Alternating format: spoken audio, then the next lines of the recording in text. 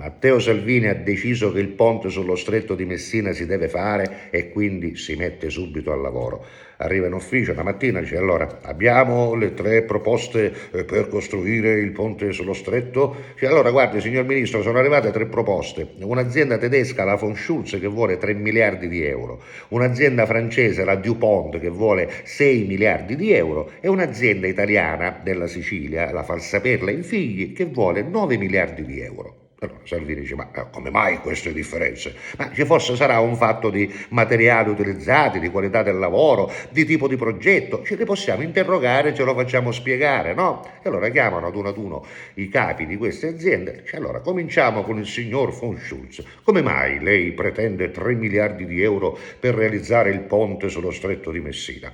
Ma jawohl, signor Ministro, mi pare molto chiaro, noi fare il lavoro modello tedesco, lavorare giorno e notte con ferro e acciaio tedesco e noi con 3 miliardi poter fare grande ponte importante sul stretto di Messina, Vabbè, la ringrazio per l'informazione, può andare.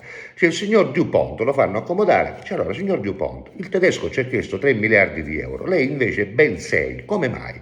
Ma monsieur le ministro Salvini, ma noi andremo a fare un ponte come la Torre Eiffel, un ponte che sarà un'opera d'arte, non sarà soltanto un'opera di ingegneria e basta. Useremo quello stile che ci contraddistingue, il nostro Liberty che ha fatto famosa il simbolo della città di Parigi. Ah, ho capito, mi sembra una buona motivazione, la ringrazio, può andare. E infine rimane l'italiano, Falsaperla. Allora Falsaperla si accomoda.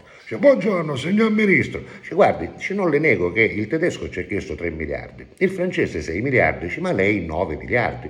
Ma come lo può giustificare questo prezzo? Come lo posso giustificare, signor Ministro? Molto semplice.